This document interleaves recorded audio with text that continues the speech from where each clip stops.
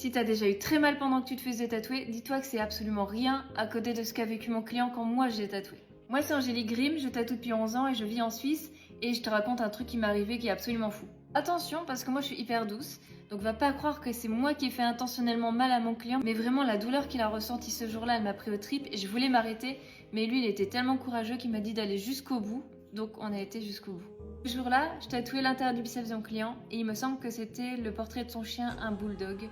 Alors déjà, l'intérieur du biceps, c'est pas la zone la moins sensible du corps, mais à côté de ce qui lui est arrivé, c'est absolument rien, vraiment rien.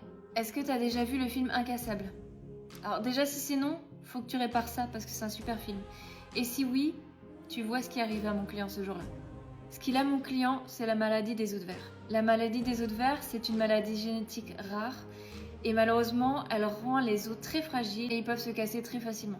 Donc ce jour-là, j'avais pas d'autre choix, j'ai dû l'installer sur le dos parce que à l'intérieur du biceps. Et à un moment, il a juste voulu se repositionner et il a senti comme 2 ou 3 côtes cassées tour à tour.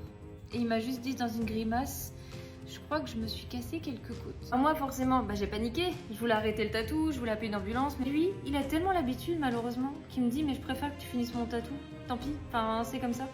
Et vous savez quoi? Il a tenu jusqu'au bout, il a pas bronché et je savais pourtant que c'était une douleur insupportable, mais il a rien dit. Pour moi, c'est l'exemple parfait de résilience et de détermination, vraiment. Est-ce que vous avez déjà dû faire face à une situation un peu de ce genre-là, face à une douleur vraiment insupportable mais que vous n'avez pas le chois, parce que vous connaissez une histoire dans ce genre-là? Dites-moi en commentaire.